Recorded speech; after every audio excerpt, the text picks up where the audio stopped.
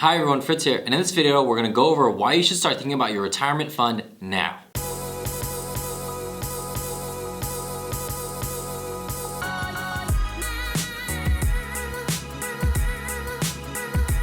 Some of you may be young like me in your 20s and 30s and saying, why do I need to think about retirement? I have about 40, 50 more years to go before I even consider retiring. Why plan now? And it's because of the things that you should look for in a retirement account. In a retirement account, you're gonna wanna look for some sort of security and guarantees. You're also gonna wanna make sure that whatever you're putting your money in is gonna be stable enough to withstand the financial hardships that may come in the years that you are in retirement.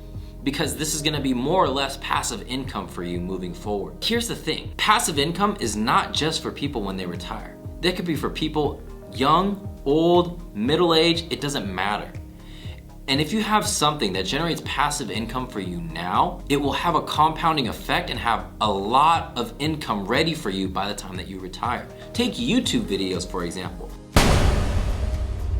If you make a lot of YouTube videos now, build it right, target your audience well, and address their needs, this is gonna be a video that someone's gonna watch again and again and again. And imagine if you have multiple of these. That's passive income starting now and continues on throughout your entire life. It could be even considered something called generational income, meaning that this income now can be passed on to your kids and grandkids. And I wanna get away from the financial products and services that I offer because I don't want this to be a sales pitch. I just wanna help you understand like some of the things that you should look for in a retirement fund that can apply to you right now. So again, that's gonna be securities and guarantees, and is it passive income? Every way that passive income is generated started off as active. Going back to the example of YouTube videos. As I'm making this video, it's active income because I'm working for it. But for the most part, once it's published, it's done. Let's say, for example, I can't answer anything in the comment section. Maybe I go out of the country, I don't have internet, I get sick, whatever it may be. But the views keep trickling in. It's now passive. You have to build up enough activity in order to let something sail off and become passive for you. That's exactly what you want in a retirement fund. But again, don't wait, start now. If you want to start a business, don't wait until you retire, take all your 401k money and open a business. Don't wait until you have your last bit of savings to start a business. Start learning entrepreneurship skills now. That way you make all the mistakes while you still have strong income coming in. Learn all the things that you're supposed to. Put safeguards and precautions in place. That way the business can run without you being there. It'll generate passive income for you for a lifetime. That brings me to the next point, which is don't rely on one source of income.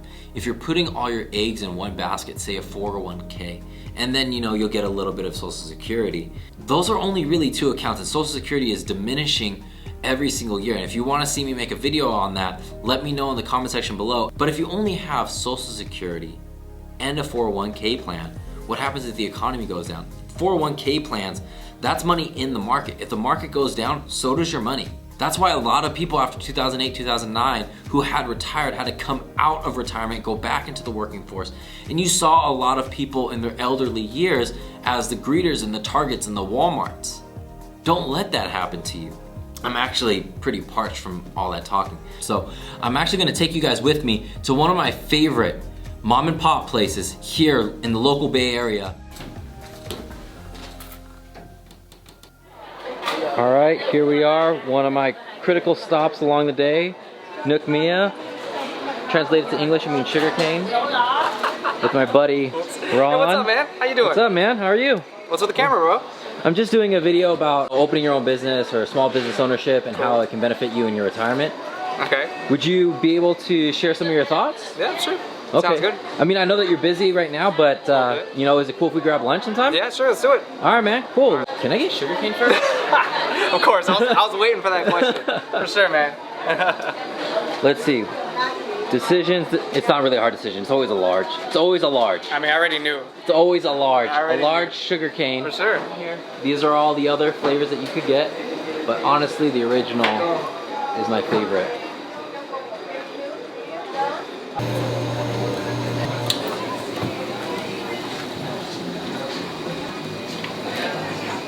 Thank you. Thank you. how lucky are we that Ron is actually gonna do the interview for us, so you don't have to listen to just me talk. So Thank God, man. so that gives me the benefit of just finishing my sugar cane for today. If you haven't gotten one, you need to get one. I'm gonna leave the information for Ron's sugarcane juice, the best, down below. So let's hurry up and make it tomorrow and get lunch ready. Let's do it, man.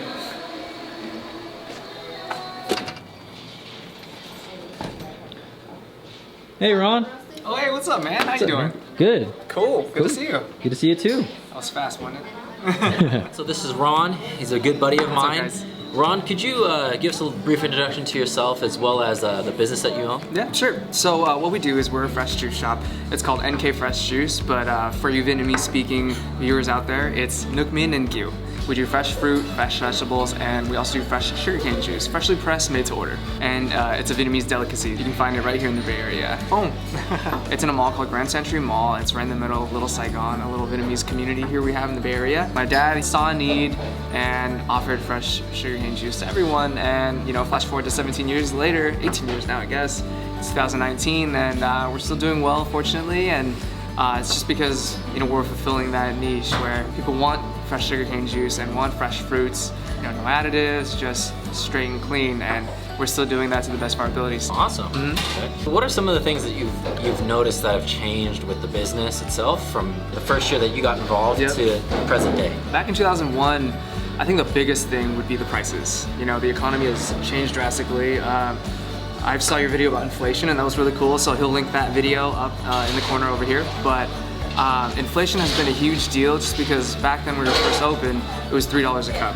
And now accounting for the economy and inflation, it's come up to about $5.50 a cup. That's just the cost of living, that's the cost of the inventory that we stock, and that's been the biggest change, Fritz. Back to our original discussion, what do you think about retirement overall, and then what do you think about retirement in terms of your shop when you get to that phase of your life? With the shop, obviously, it's a source of income. I'm 30 right now. Most 30-year-olds don't exactly think, oh, okay, what am I gonna do when I'm 70? What am I gonna need when I'm 80? Right now, it's all about the business.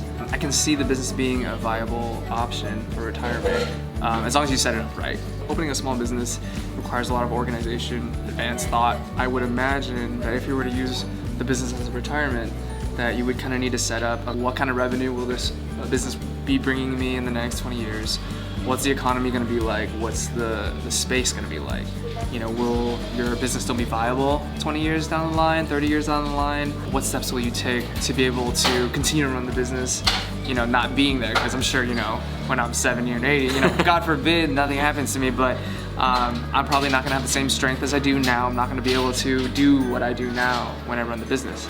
And so thinking about what kind of needs will I have at that point, I think preparing for the business to kind of set that up is important.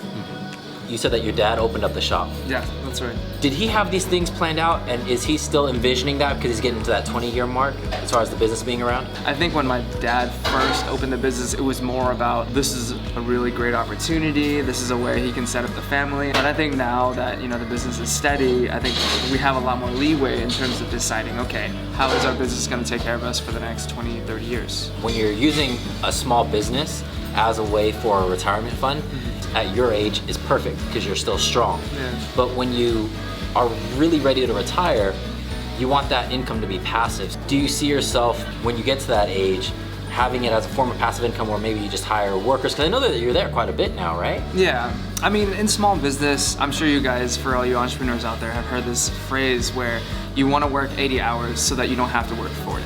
It doesn't make quite as much sense in the beginning, but you think about it, you're working extra hard to set up the business so that you don't have to be there, every day of every hour of every week, right? I think that any business, depends on, what your structure is or what your business model may be, has the opportunity to be quote unquote passive income.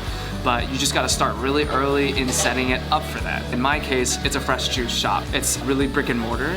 And so in order for me to have that be some sort of passive income, it really means that I don't have to be there every hour of every day. For that to happen, I'll have to have some systems in place in the shop. For example, management, or I need to have a digital POS to have accountability between the workers, or have some sort of central menu so that when people are creating juices and blends, don't deviate from the standard recipe. So those are different ways that you might be able to set up my business for being passive or being remote. But it changes with every business model, and you just have to come up with that yourself. When we're looking at passive income, I think it's good to have multiple forms of it. We touched a little bit about having a diverse set of incomes. And when you have passive income, you definitely should. That way, if one goes down, you have other forms. And I think you have another form because I heard you have a YouTube channel as well. Oh, that's right. Yeah, so first and foremost, I think it's important to have multiple sources of income. It's just prudent, if you put all your eggs in one basket and for some reason, your business fails or whatever, then you're tough out of luck. I tapped into YouTube to kind of pursue my passions and hobbies. I really enjoy graphic design, film and video, the arts, and so I found that YouTube is a great platform to kind of find like-minded people and to kind of share in that community and build ourselves up. My YouTube channel is at Ron Kwok, that's KWOK.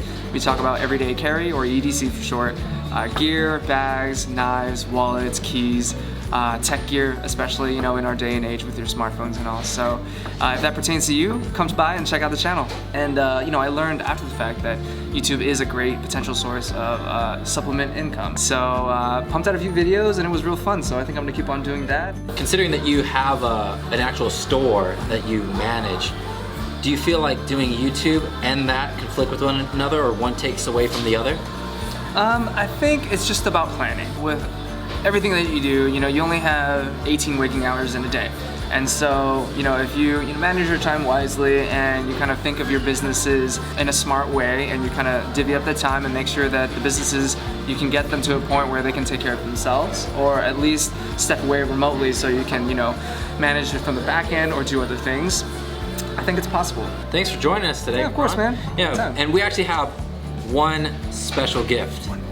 If you like this video and subscribe to the channel, but you also go over to Ron's channel, check out his latest video, we'll link it up above, and subscribe to him, like his video as well, we're gonna give away one large sugarcane juice.